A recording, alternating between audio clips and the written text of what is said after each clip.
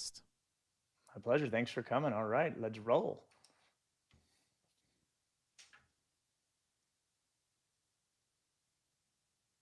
Welcome to another episode of Inside the Speakeasy podcast. And I am super pumped today. I got my buddy from the other side of the coast over in New York, love New Yorkers, Joe Apfelbaum, one of my newish friends, I would say. Man, we've had many conversations since I got introduced to you, and we just have fire hose conversations. Welcome to the show today. Thank you for having me on the show. I'm really excited about being here, and I love our relationship and the way that it flourished so quickly. Yeah, same. And it's like, now, I mean, especially thanks to you, my eyes have been like wide open when it comes to the world of LinkedIn. We're going to talk about a lot about LinkedIn today. I know you haven't started well, maybe you did. We're going to learn a lot more about where your world started because you're one of the smartest guys I know and just a fire hose of info. And when it comes to leveling up God, it's not even LinkedIn game. I mean, LinkedIn's part of it, but I think just you have such the ability to have understand the psychology of just communication and how to be efficient and smooth and just like every time I talk to you, there's like, well, we could do it a better way, a faster way. So it's like you're the efficiency god. I love it. So And I like that you like systems and processes as a fellow agency owner. I totally get that. yeah, a suffering agency owner. Let's get into that. Before we talk about all this cool, and I know you're going to drop some really killer LinkedIn nuggets. Every time I talk to you, there's always something new and cool. Before we get into that, though, I want to hear about the journey of Joe and how we got here. I know it wasn't probably like the rest of us entrepreneurs. It's typically the rocky road. Let's go back a little bit. What's the early Joe life like? So I grew up in Brooklyn, New York. I was raised and grazed in Crooklyn, as they say. So I got Brooklyn, thick right? skin being from that area of the world. And growing up, my father wanted me to be a rabbi. So we grew up Oh wow. Orthodox Jewish, and like this is what his goal was. And I was like, okay, well, if that's what you want, I guess that's what I'm going to do. But I always saw tension between my parents because Mm. my mother wanted him to make money so that we could move out of the basement apartment. I had six siblings. So I'm one of six. And we're living in a basement with one bedroom. My parents are in one bedroom. We're living in the other bedroom. And it's very Wow. tight. And my father has a minimum wage job. And my mother's not working. And she's fed up. She's totally fed up. And she's like, I'm done with this. This is such BS. I need something. I need to make Mm. money. So she decided to take the entrepreneurial route because she doesn't have any formal education. And she decided to open up a clothing store in the Lower East Side. So the Lower East Side of Manhattan is where all the immigrants were able to open up stores. They were able to just give them a place to go work. And she found a shop across the street from my uncle's shop. And she decided to open up a shop, and she borrowed money to get some sweaters to sell in her store.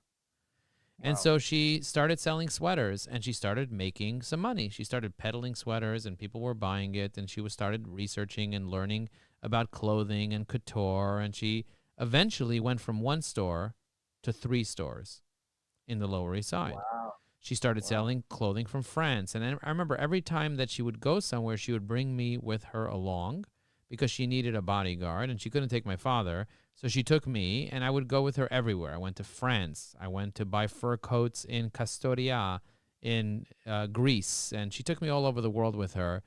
And I would always Wow. watch how hard she worked. And it was very inspiring for me. But I Well, also first of all, saw, Joe, how did you get to travel over your siblings? well, I was the oldest boy, and I was very Okay. savvy at pushing all the different buttons. So every time she needed me to help her with anything, I would be able to figure it out very quickly. So she The kind of, natural skills started young. Okay, you look yeah, back yeah. on like, I'm okay, like keep going. Yeah. reverse engineering cash registers back in the day. You know what I mean? Like Yeah. anything you Yeah. need, I'm there for you to kind of solve problems. I didn't have a computer. We could not afford a computer, but I was really good at figuring out some video games. So my mother would give me quarters, and I would go to the store and play video games for hours. In the like the Chinese pickle place over there, and they had some video games, and I would figure them out, and for hours I would play it, and I would have such a great time doing that. And Mm. from a very young age, I love figuring out mazes and puzzles and all types of stuff. But I saw my mother crying often, and she would Mm. cry because she wasn't successful. As much as she worked hard, she wasn't quite making it. Her business never hit over $1 million in revenue. Forget about profit. Even in revenue, she never did over $1 million in revenue. And I would always ask myself why. And I would ask my mother why. Like, what is it? And she always said that she didn't have good luck. Like, whatever she did, she didn't have good luck in business. Um, and and you know, for whatever reason, I knew that there was a missing ingredient there. I just didn't know what it was. But for me, I was committed to finding a path to financial freedom. And when I turned 17, I was on the route to becoming a rabbi. Eventually, I went to Israel for several years, and I became a rabbi. But I came back, and I started crying to my mother, and my mother's like, "Why are you crying?" I said, "Because Dad wants me to be a rabbi. I became a rabbi, but I don't know how to make money. I don't know how I'm going to feed. Like, I want to have a family. I want to have kids, and I don't want my kids to suffer, and I don't want to suffer, and I want to have money." So she got me into a station wagon. We had a used old-ass station wagon. I don't know if you know what they look like, but there's basically fits all the kids. The brown ones? Yeah, exactly. Brown panels on the side and everything. And she drives me to the Brooklyn Public Library. And for a religious Jew, that's not somewhere you go. You don't go to the place that has all the non-Jewish books. But she's like, go in there and learn how to make money. She's like, go in there. That has all the knowledge of the world. Go in there and learn how to make money. She said formal education, going to college, will make you a living, but self-education will make you a fortune. So I went in there and I learned computers. I learned web design. I learned SEO. I learned how to do things. And I started realizing that people would be willing to pay me thousands of dollars to build them a website. And so I was building 100 websites a year for people, generating a significant amount, a nice six-figure income for myself. And then eventually...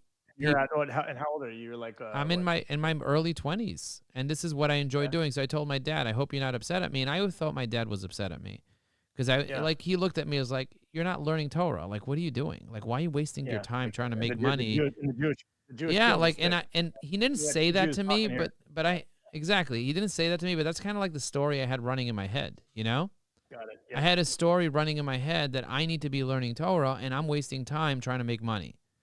Right. But at the same time, I'm giving charity. I'm making a difference for people. I'm getting married. I'm having kids. I'm doing all the right things. And what ended up happening was that I quickly built one of the fastest growing companies in America. You know, the famous saying is if you build it, they will come. Yep. I built many websites, but nobody came to those websites. So I had to become very proficient at search engine optimization. And being good at SEO provided me with two things. Number one, results from my clients, which became viral. And number two, reoccurring revenue. When I built a website, I would have to start by project, by project, by project. But with SEO, clients would pay me somewhere in the range of $10,000 to $20,000 a year. And when you have 1,100 clients, you're making millions and millions and millions of dollars in revenue. And that's kind of what happened. We were number 178 on the Inc. 500. Now it's called the Inc. 5000. But then it was called the Inc. 500, so we were one of the fastest growing companies in America. I personally didn't think it was a big deal because I had a little voice in my head telling me that I'm an idiot. No matter how much success I had, I always thought I'm an idiot and I'm just not good enough. And that's kind of like the little reoccurring voice I had in my head. And the idiot was because you felt like you weren't doing the stuff that Dad wanted you to do, or what? A combination of I'm not doing all the right things because I'm not a rabbi. I'm not practicing as a rabbi. I'm a rabbi, but I'm not practicing as a rabbi. Number two is there's always I should have more money. I should be doing things faster. It only took me 3 years to get on the Inc. 500. I should have done it in 1 year, even though it's required to do it in 3 years. But a lot of it, like after doing a lot of personal development and doing plant medicine and going back and looking back from where I am now, they say, looking back now, I can see everything clearly. When I was in third grade, one of my teachers, when I got up to speak, he called me an idiot and told me to sit down because the whole class was laughing. I just got up to speak, to read, and I read in a very poor way, and he called me an idiot and told me to sit down. Now, that's what I heard. It doesn't mean that's what he said. But that got ingrained in me saying, you're an idiot, you're an idiot, you're an idiot.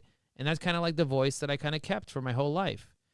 Wow. But I've been on a mission to do two things. Number one, make people laugh. Number two, the second thing I was on a mission to do was strategy. So two things, become really good at strategy and really good at making people laugh. And so I learned how to be very, very strategic. So I look back at my mother. My mother lacked strategy. That's why she wasn't successful. And the reason I was able to get 6 figures in my businesses when I was doing all different types of businesses, including web design and graphic design and sukkah building and all types of stuff that I did, I was very successful at that because I was very strategic. But in my business, once I realized this concept of reoccurring revenue, then I kind of took off and it went crazy. Right. And then I did it both Right. in Ajax Union, which is my marketing agency. I did it again with Evergreen, which is my business training company where we train people on how to use LinkedIn and how to use AI. And then I did it again with Evie AI. In the first year, we had over 1,000 clients, 1,000 paying clients in 37 countries around the world. We did that in a year. So, and we're just at the beginning of our business. We have 23,000 users, and we're just at the beginning stages of our business. We're just getting started. You know, there's a book called Predictable Success. I don't know if you ever heard of the book or read the book, Yep. but there's different Yep. stages that a business goes through. We're at the fun stage. We're right just at the beginning. We got our first clients, and we're now just starting to roll.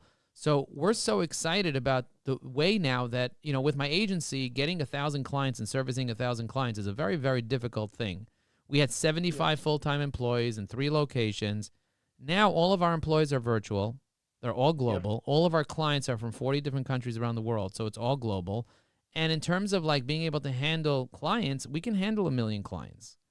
Right. Whereas with the agency, I couldn't. You couldn't, yeah. So let's back up a second because you said some very interesting things. So it's great you closed the loop on what mom was missing, strategy. And can we talk a little bit about, you know, what are the big strategic and what are the big strategies you're finding now that's been working for you? Yeah, I mean you said early on you were sort of learning business and realizing that I could put SEO, recurring revenue, versus just getting a one and done. That was a strategic decision to say, I got to like not just do what I'm doing, stay in the lane. I got to add SEO and other things where I'm sure that if you went back to your mom, you probably would have said, you got to change the strategy and say, hey, like, well, actually, let's start there. What would you have told mom back in the day, knowing what you know now, and what strategy she should take? And what are you doing? What have you done recently to help strategically evolve and scale like what you're doing now? I'm on a mission right now to help people be more strategic in their business, and I teach clients strategy. I teach them LinkedIn strategy. I teach them AI strategy. I teach them how to create a business plan, a marketing plan, and a LinkedIn plan, and then how to implement it in a strategic way. So that's something that I'm teaching clients right now. I'm actually not even charging for it. I'm giving it all away for free because I'm so excited about watching people go from 0 to 100K in profit, or go from 100K in profit to $1 million in profit, just from the strategies that I teach them to be able to implement in their business. So if I had to go back and tell my mother something, I would look at my mother and tell her to hire a coach to work with in order for her to be more strategic. I would have her join the EO Accelerator program in New York City and have her surround herself with other entrepreneurs that are building their business from 250,000 to $1 million, and then be able to help her be able to figure out, number one is, what is her business plan? How much revenue does she want to generate? Because she never had revenue goals. She's like, whatever God will send me, that's enough. But really, she never thought of like the idea of like, okay, how many pieces do I need to sell in order for me to get to X place, in order for me to hit 10 million in revenue? Like, is this the best location for me to be? What is the demographic? Who are the people? Who are my ideal clients? Who's referring business to me? What is the messaging? She just started running and then never took a step back to stop and look at the business from the outside and say, okay, zero. let's take a step back. And also, like, women in the religious world didn't have any support because they're like, what are you doing running a business? You should be at home with the kids. You should be at home with the kids. I mean, imagine what you're going through in your own mind of the guilt. I mean, imagine what was going on through her mind of all the things that she was sort of doing that was not the norm. And I don't know if you ever heard of Landmark Education, but I did go to Landmark several times. And one of the times that I went to Landmark, they said, you got to like reconcile with the people in your life, especially your parents. That's one of the things that they tell you. And so I decided I'm going to make the phone call to my father. This was like the third time I went to Landmark. I didn't realize that maybe I have something with my father. So I called up my father and I said, Ty, you know, I love you very much, and I know you love me very much, but there's something I never really told you.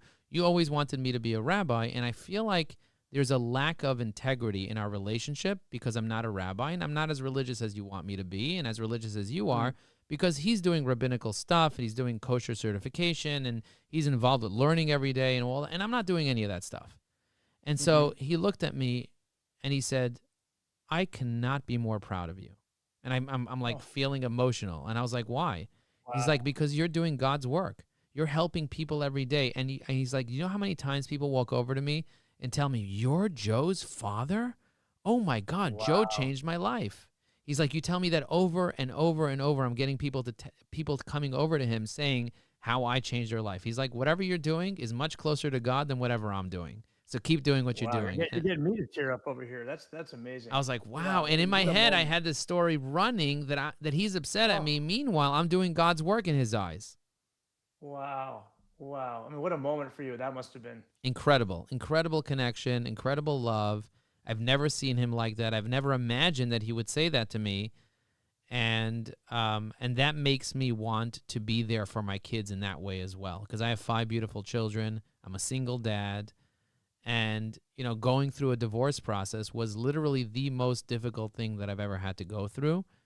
And, going through the divorce process during COVID, where I lost Mm, 75% of my reoccurring revenue within 2 weeks, and then getting wow, COVID, and then dealing with all the BS that I had to deal with during that time. That was one of the most difficult times of my life.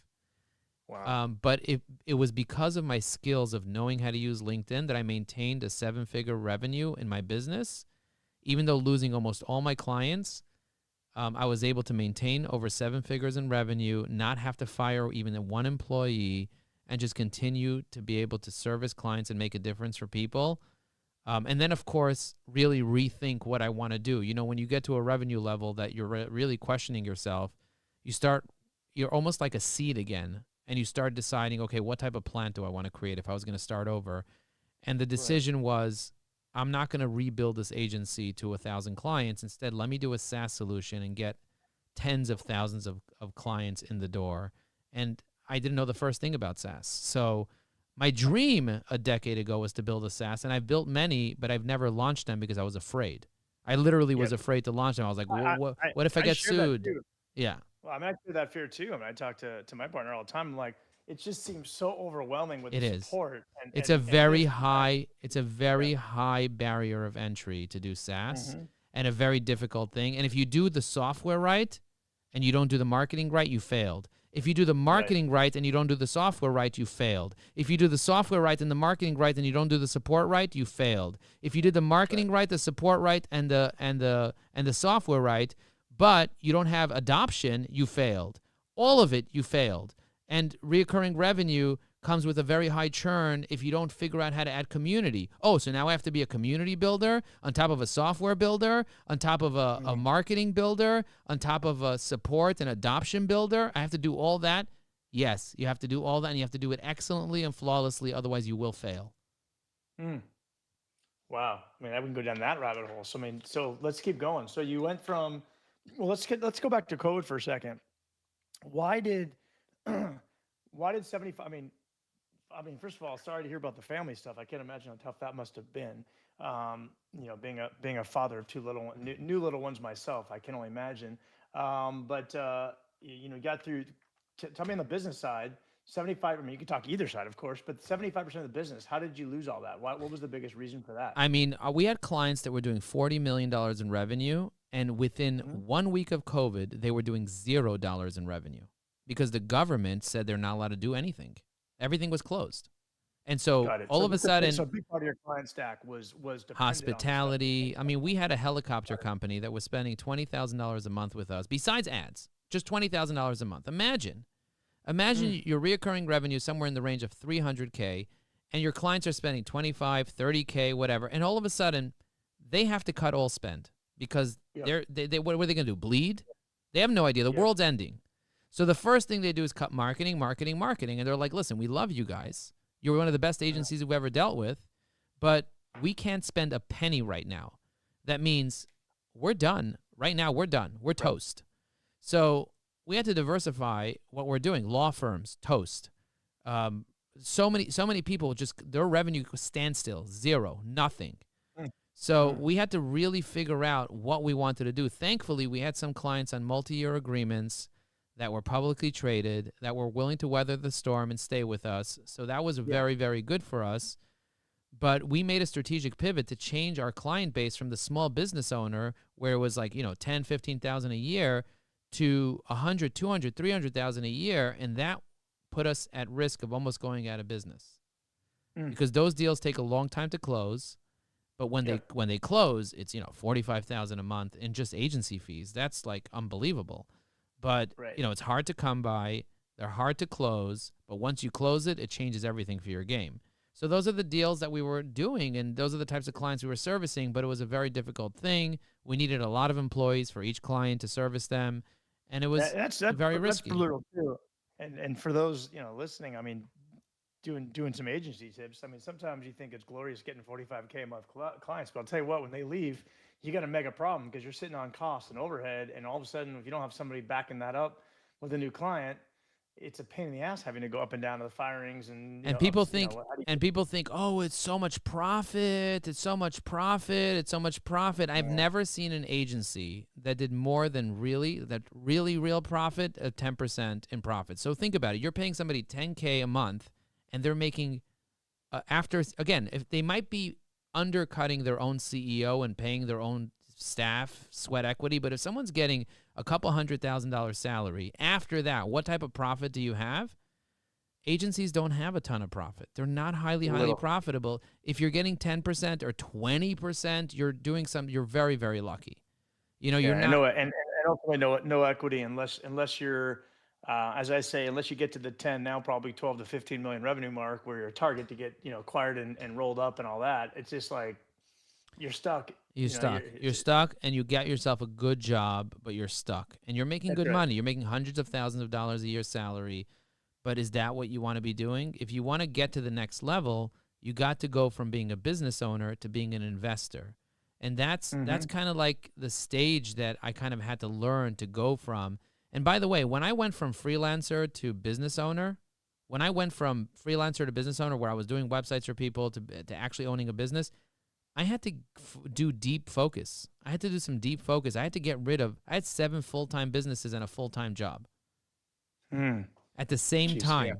I was a CMO of a luxury watch business, and I was managing 200 people. Plus, I had a little bunch of little side hustles and I was doing great financially. Don't get me wrong. I had a multiple six-figure job. Plus, I was doing multiple six figures between all my little businesses, but it didn't all equal to $1 million. You know what I mean? Right. With the Yeah. agency, with the focus of the agency, I was able to do millions and millions and millions of dollars a year in annual recurring revenue. That was a very powerful thing and very profitable for me and very successful, and I was great. But COVID really blew us out, and then the AI revolution was another hit. We lost a lot of clients to the AI revolution that we won back after COVID. Then all of a sudden, Mm. ChatGPT comes out, and clients are like, "What are we doing here? Why are we paying you $10,000 a month when we could just hire an intern and have them use AI, like literally, like Right. overnight?" Okay, so let's get into that now because I want to talk about that and really your evolution to where you're today because it's fascinating. So you're running an agency, you get past COVID, you turn it back around, things are great, AI's hitting, and your clients. What's the biggest thing they're starting to do that? What was the service that you were offering that they're now saying, I ain't paying this anymore. I got my intern doing this. I What mean, were the biggest thing? strategy, copywriting, Yep. research, like Yep. all that type of stuff that we were doing. We were blogging, social media, like all that stuff. They're like, listen, we're gonna go to the Philippines, pay somebody $5 an hour, $6 an hour, and then just get them to use AI, and maybe we'll pay a strategist $50 to $100 an hour to kind of oversee them for a couple of hours a month. And then Yep. why would we pay you $15,000 a month? What are we doing here? And so Yep. they cut their costs down to, let's say, 5K a month or 3K a month, and they still getting the same output, if not more output. So I'm like, Yep. I mean, I'm not going to argue with that. I'm going to be like, go do it. I mean, if that's what you want to do, then do it. You're going to need to like be more involved, but they're like, I'm willing to be more involved if I can cut, $10,000, $12,000 a month or whatever it is. So You're seeing the writing on the wall, and you're seeing I'm AI, seeing the and then writing with on the your wall, and I'm thinking to myself, what am I going to do? What am I going to do? yeah. And the answer is I become the AI. Yep. I become Okay, the so AI. So a lot of my you're clients that probably left started hiring me to do their AI. yep. Okay, so you're immediately, and I'm just saying, you're probably in this interesting shift of you got this great skill set to run the agency, but meanwhile, this AI revolution hits, and you're sitting there saying, "Wait a second, I love to tinker in this shit. I'm naturally, this is the game I want to play in." You're probably going nuts. I bet there was many nights you couldn't sleep just looking at what's in front of you and saying, "Oh my God, the things I can now do." You're I like, this is not the only best that, place I've ever seen. right away I started training business owners on how to use AI. I started Okay. training other marketing agencies, and I still do right now. Marketing agencies hire me to train their staff on how to use AI, and I hired a bunch of coaches to teach me AI.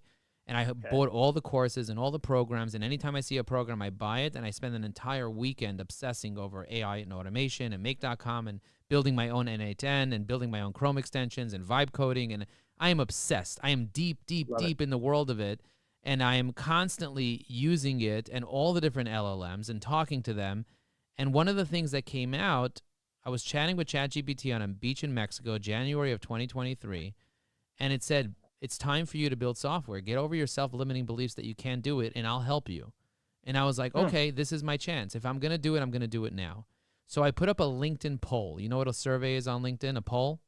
Yeah. Most people don't know how to build one, but I put up a poll, and I said, I'm building an AI that will help you be able to, whatever ChatGPT told me, write posts, comments, messages in your voice, blah, blah, blah. If you want to buy it, I'm going to offer you guys a special deal for the first 100 people that want to buy it at 50% off. But you have to pay in advance. If you're interested, let me know and just write yes on this poll. If you're not interested, write I'm not interested. If you want me to keep you in mind in the future, write I want to keep you in mind in the future. And then I just put it off on LinkedIn. 500 people voted on that poll. Wow. 80% of them, 400, said that they were interested in paying now and getting involved. Talk about a way to see if there's a business opportunity. That And can I was market like, holy moly. This is my organic network. People are saying they're dying for this. I said, okay, I'm going to create a Stripe checkout page.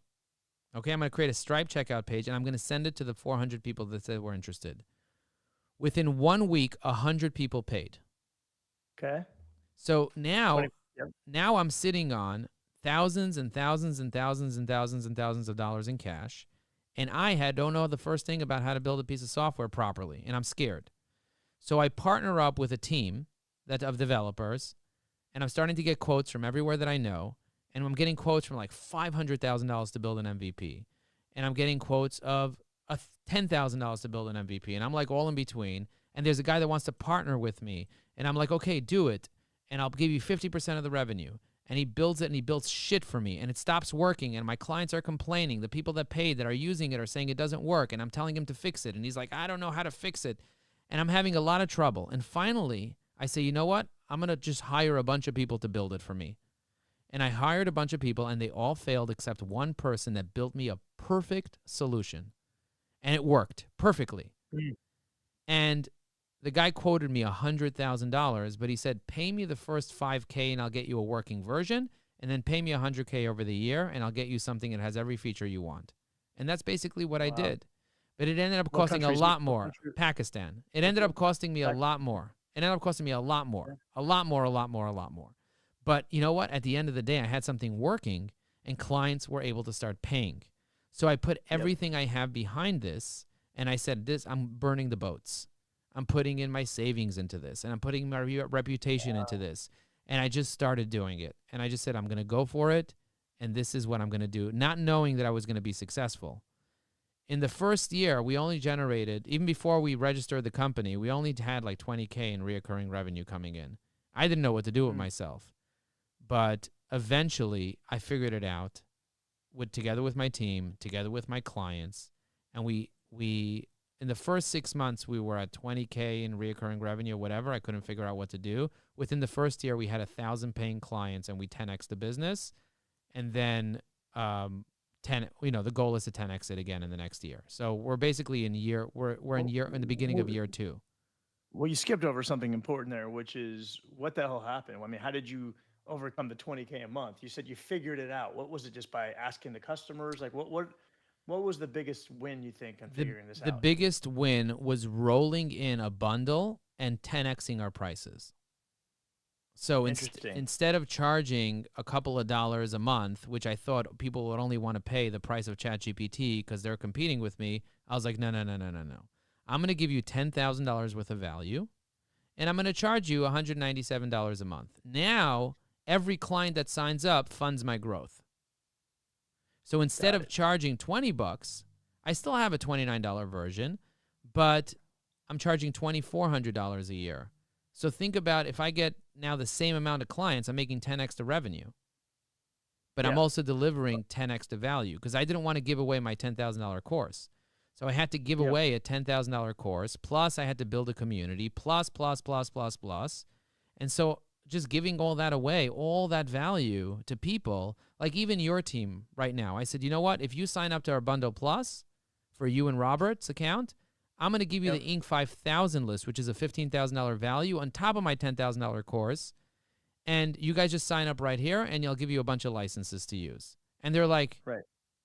this sounds like a crazy deal. We're going to talk to Robert and Eric, and we're going to get started on this. This is crazy. Yeah. Because I'm Yep. giving you tons of value. And I learned from Alex Hermosi's book, The $100 Million Offers. I studied that book deeply, very, very deeply. And he says, make an offer that's so good that people would feel stupid saying no. So right now, when I get on the phone with somebody, the offer is so good, the offer is so nailed in that people would feel stupid saying no once they talk to me. And by the way, you feel, and everybody says, gee, I mean, it's easier said than done. Like where everybody's trying to make a good offer. So like, I mean, would you say what goes in the good offer is just really? We'll talk about that a little bit. I mean, because there's a lot that goes into an offer, but if I would recommend everybody read the $100 million offers. The concept of naming the offer, the concept of perception of value, the concept of your guarantee, the concept of making sure that your offer delivers 100 times more value than what people are paying. So if somebody pays me $1,000 and I show them $100,000 worth of value right there, they're feeling so dumb if they don't sign up right now. Like that's the idea. And also it's like with all the guarantees and all the if as soon as you get signed up, you're going to be on 5 conversations a day. Like you need conversations. You're on LinkedIn. You're not getting results. You sign up day 1, you have 5 conversations. How could you say no to that for a few $100s a year? It's like a no-brainer. They're going from no conversations to 5 conversations a day now. They're going from no engagement to getting dozens of engagements on their post. They're getting unlimited posts, unlimited comments, unlimited messages, unlimited community, unlimited AI research. Now we dropped agents, and we keep making it better and better and better. We have agents that will scour the web about every connection that you have. And we have an AI you can talk to that will help you 24/7 with your strategy. Plus, we have live humans that sit on Zoom all day to help you out. If you need help, we have people that you can tune into, and they'll help you. So it's almost like you just keep thinking, what else? And I keep adding more and more and more and more. And if somebody wants a demo and they're listening, they can just they can send the word demo to 973-841-8868, and they get a demo. Just send that with the word demo there. We'll drop all those links in there. We're talking about, by the way, for those that aren't over, is EvyAI, and that's EVYAI.com. Really some of the most sophisticated killer stuff. Just I was blown away when I saw it. For LinkedIn and just automating the hell out of stuff you never even thought about automating. But the crazy thing is these are all the things that I always wanted that I was doing manually or hiring somebody for a few $1,000s a month to do for me, that now you have a piece of technology helping you out.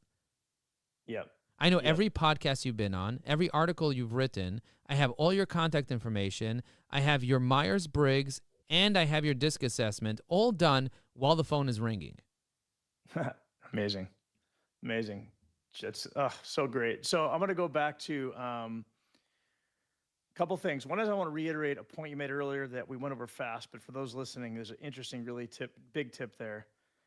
It was the simplicity of a poll. Joe had an idea and said, shit, I got my own, imposter syndrome, whatever it was. Don't know if this is going to be right. Maybe I like this, but am I biased? Threw it out on a poll, and look at the response he got. And he asked for money, and he got 25% conversion on those that wanted the money. And I told the story. What's that? Well, yeah, what better way to know if people are interested? But I told that story 6 months ago on a webinar. I do webinars very often. They convert really well for me. So I'm on this webinar, and I tell the story, and somebody in the comments is like, yeah, that works for software, but would it work for a course? Yeah. So I said, I don't know. I don't know if it'll work or not. I'm a marketer. Marketing's about testing. So I said, do you guys want to see me put up a poll right now and see if anybody votes? And everyone on the webinar says, yeah, go ahead, Joe. Put up a poll that says, I said, what should I sell you guys? And I said, you know what? I have 99 hacks in my head, 99 LinkedIn hacks. I have an idea. I'm going to put up a poll that says, I have 99 hacks and a pitch ain't one of them. okay? Because that's funny. Yeah. I have 99 hacks, and a pitch ain't one of them.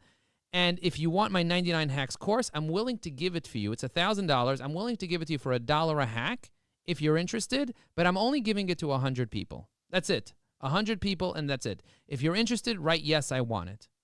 Okay, that's all. And I'm closing the door. And if you guys want it, let me know. It's not ready yet, but if you're willing to get it for $1 each, pay, and then I'll make the course for you and only give it to 100 people. Because I don't want to give my hacks away. It's $10,000 for my hacks.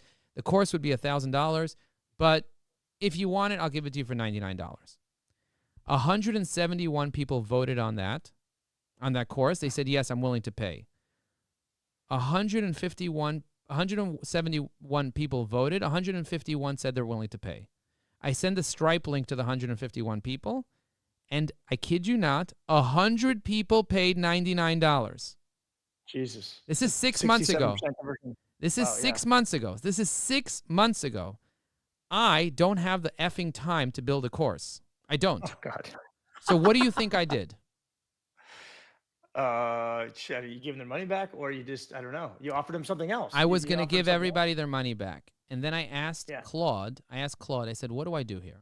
And Claude said, else. Give them why something else, don't something that's Claude, better. Claude said the following: why don't you use HeyGen, because they have a new plan where it's $29 to clone you and have HeyGen do the course and see if they're happy, and if they're not happy, give their money back.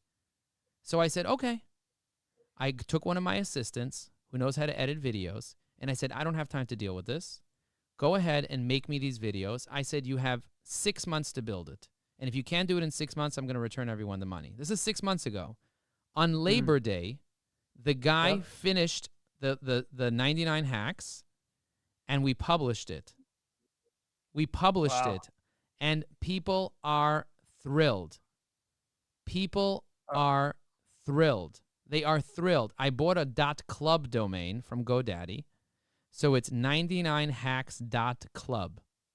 And when you go there, I even use Suno to make a wrap that you're going to love. So even if you're not interested in any of the hacks, and I'll tell you a hack right now. Hack number I was gonna say, but I need a couple of hacks here. Hack number 44. You ready for this one? Hack number 44. You can watch this hack. I put the example hack on 99hacks.club. Anyway, so hack number 44 is, listen to this. If you want to book meetings with people, do you know what a Calendly link is? Yes. So if you search on LinkedIn through your first-degree connections, the word Calendly, you're going to see all your first-degree connections that have a Calendly booking link on their profile. So hack number 44 is search Calendly, click first degree, and just book meetings with all your connections that have their Calendly links there. Now, you're not going to want to sell them anything when you're booking meetings with them because that's LinkedIn. It's a networking platform. You don't want to sell things to them. What you do want to do is you want to educate them on what you do for a living and find out if they can make a referral for you. And you can see who your mutual connections are and ask them to introduce you. And 80% of introductions turn into clients, turn into meetings, not clients. Well, of course. That's number one.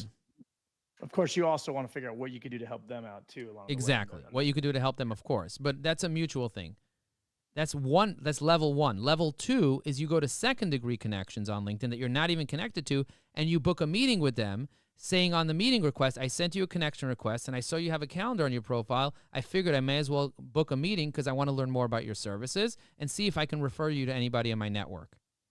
Boom. Yep. That's level number two. Level number three, you go to LinkedIn. You type in you go to Google. You type in site:/LinkedIn.com space Calendly.com space your target market. Google will give you every single LinkedIn profile that has a Calendly link on it without even going to LinkedIn, even if you didn't have a LinkedIn account, for your specific target market. That's hack number 44. Wow. Boom. I can't drop this mic, but it's dropping. The mic is dropping. You got one more? That was too good. Can you give me one more? I'm going to give you one more. I'm going to give you one more. Here's another hack. Have you ever been on a podcast and you want people to visit your LinkedIn profile? Okay, yep. What are you going to do? You're going to say, go to http://linkedin.com/in/Eric Berman, spelled ERIK. What? Really? They're going to. So what's the fastest way to get somebody from a stage? I'm on stage. I have 3,000 people watching me. I want them all to look at my profile. What's the fastest way to get everyone to look at my profile? What do? You could have a QR code, but that's not the Sure. fastest way because then I have to visual and da-da-da. Someone's driving their car. This is what I do. I say go to joelinkedin.com. And I set up a redirect on GoDaddy. So for $8 or whatever it costs to buy a domain, you set up a redirect. GoDaddy has free redirects. So if you go to joelinkedin.com, so whenever I meet somebody on an elevator and they're like, "Oh my God, you have such good energy. How do I connect with you?" I said, "Open up your phone, go to joelinkedin.com." They're like, "Joe LinkedIn, just JOE LinkedIn.com." I'm like, "Yeah, go." And it goes straight to my profile. And they're like, "How the hell did you set that up?" I was like, "Oh, very simple. I have an arrangement with LinkedIn that allows me to," I'm like, "What are you talking about? Just go buy ericlinkedin.com, buy susanlinkedin.com, buy Michael D'Angelo, whatever the name is that's easy to remember, linkedin.com, and you're good." Now, if you go to if you want to take it a step deeper, and this video is on 99hacks.club, available for free for anyone to check out. If you want to take it a step deeper, you set up a subdomain, which is posts.joelinkedin.com. That takes you to my posts. Articles.joelinkedin.com. It takes you to my articles on LinkedIn. Recommendations.joelinkedin.com. It takes you to my recommendations on LinkedIn. And so now, if I want to go straight to my posts, I just send people to posts.joelinkedin.com and they can comment on any of my posts just like that. Boom. That's a subdomain redirect straight to my posts. How cool is that? Love it. Brilliant, brilliant. Okay, so as we kind of phase out of here, a couple last points.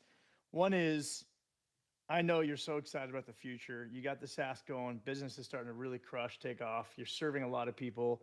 You're doing God's work, as your dad would say, in an exciting way. What do you see as what's your crystal ball with this crazy world of tech AI looking at for you I think in general? I think people need to start building deeper relationships with other people. I think they need to join the Speakeasy Mastermind. I honestly, really, that's a secret sauce. That's really the secret sauce, is building those relationships, meeting in person, getting to know people, getting on Zooms, getting to know real people, because the only competitive advantage is not what you know, because all the information is available. The competitive advantage is not how fancy your degree is. It's not even how much money you have. It has to do with your relationships, because AI is going to equal the playing field of how to make money. AI is going to make money for you. You don't have to make money. Forget about trying to have the most money, because AI will help you be able to do all that. Right now, what you need to do is build deep, meaningful relationships while you could still access people. Soon, you're not going to be able to access people anymore. You're going to try to call me, and my AI assistant's going to pick up. You're going to talk to my avatar. But if you know me really well, you're going to show up to my wedding. You're going to show up to my event. You're going to show up to my community. I know you really well. I would fly to San Diego to have lunch with you, Eric, because we connected. We built a deep, meaningful relationship. But if I just interacted with your AI, I wouldn't know anything about you. The gatekeepers are coming back. Right now, the gatekeepers are gone. You can attach to anyone on LinkedIn, but soon, everyone's going to have an agent. Brilliant. Well said. And obviously that's why I'm fired up. I mean, you said it. Tell me, how's your experience been in Speakeasy so far? I mean, what have you gotten out of the community having in, I mean, I attended my first exposure to Speakeasy. I was referred to Speakeasy by a client named Rhonda Scher. She's a longtime LinkedIn trainer. So we train LinkedIn employees and LinkedIn trainers on how to use LinkedIn. That's how good we know LinkedIn. Go watch the 99 Hacks, will blow your mind. So Rhonda refers her clients to us. Even as a LinkedIn trainer, she's like, go speak to this guy. This guy's like, he knows what the hell he's talking about when it comes to LinkedIn. So lots of LinkedIn trainers use our software and use our training to learn how to use LinkedIn, because we're always reverse engineering and figuring out ways around things, like strategies that no one ever thought of. And we also interview the top LinkedIn influencers every single year, and they teach all the different things. We have 1,500 people that attend the event. It's called the LinkedIn Influencer Summit, and we've been doing this for a decade. So for me, my experience was, as soon as Rhonda said sign up to this, I spoke to you, I put my credit card down. I was like, yes, I'm in. That's how I think. Like, I'm in. This is a good investment. You didn't have to sell me on anything. And then you said, Joe, why don't you come to the event in Austin? I was like, I have my kids that weekend. I can't. And then my ex called me up and she's like, can I have the kids that weekend? I was like, you know what? I'll do you a favor. Anyway, so I let her have the kids that weekend, and I made it out to Austin, and I met the most incredible human beings. By looking at the website, I didn't really realize the value. Meeting the actual people in person, every single person that I met was a high caliber, tech savvy, smart, capable, incredibly connected, entrepreneur that I was like, any person in this room I'd want to have lunch with. Any person in this room. I knew dozens of people already from JVMM and from EO and from YPO and from Vistage and from all different places. But you guys have this melting pot, not just like John Asseroff and, the famous people that you have, like Mike Fulsame, who I went on a cruise with and I spent 8 days, like amazing guy. Not just those guys, but I'm talking about good diversity, like 50% women. Good diversity in terms of every ethnic, every type of entrepreneur from all over the world coming together to share their best knowledge at a table. I don't think that there's a better organization that for people who are tech savvy, who are AI centric, who are multi-seven-figure entrepreneurs. Some people in the room are generating hundreds of millions of dollars. This is the place to be. I highly recommend it. If you believe that being in the right room with the right people is the way to go, there's no better organization than the Speakeasy Mastermind. Yes, be part of EO too. Be part of Vistage too. Be part of YPO. Don't leave those groups, but this is different. Speakeasy is the layer that you need to be technically advanced. Everybody's walking around with a I forgot what it's called, with a Plaud device, with meta glasses. It's like you're walking into the future when you walk into Speakeasy. That's what I think. Oh, you're too kind. Thank you. I'm blushing, and I wasn't necessarily asking for such a beautiful testimonial, but thank you for that. And honestly, it's fun because just like you, being able to, and I felt this in the way you talk about. I mean, as you build stuff as an entrepreneur, I mean, I get the most pride when I hear about the collisions that happen that I'm not even a part of and I don't get to witness. I hear about afterwards. And I'm talking about the exciting collisions of Joe meeting this person, and next thing you know, they're buddies and doing business together. And it was because of what we built. I got 10x ROI from the minute I stepped in to the event. This is not a lie. Revenue in my pocket, 10x for what I spent. I got it from the day that I walked into in Austin. That one day I walked in. During that session, I already 10x my ROI. Wow, that's amazing. In revenue, that's awesome. In revenue. That's incredible. Well, wow, that's amazing. I love those. Thank you. Wow. Joe, as we wrap here, and this has been such an amazing conversation. What is there anything I didn't ask that should have asked, could have asked, and that we're missing today? I think you covered it. I honestly think you totally covered it. If there's anything I can do to add value to your life, I speak about Speakeasy at every place that I go to. I tell everyone to join it. And Elisa is a client of mine and a good friend. She's going to be running Vancouver. I talked to Virginia. I told Virginia she has to sign up and run Speakeasy in her state. Great. Thank you. She's a long-term client of mine as well and a good friend. And so any way that I could add value to you, I'm here, and I appreciate you. And thank you for having me on the podcast. I'm so humbled and honored that you're having me here. And if I can add value to anybody about anything, please hit me up. My strengths are ideation, strategy, LinkedIn, networking, and personal development. Those are my top strengths as a person. And so I think that that's a good question to ask people. It's like, what are your personal strengths? There's an assessment called the Strength Finder 2.0. I highly recommend every entrepreneur take it. And I think everyone should take that assessment and put their strengths on their profile on Speakeasy. And I think everyone should know everybody's strengths so we can lean on each other. I love that. Brilliant. Well said. And right back at you. I think anybody listening, again, Joe, as you could tell, has got such a big heart. He's so kind. He takes so many.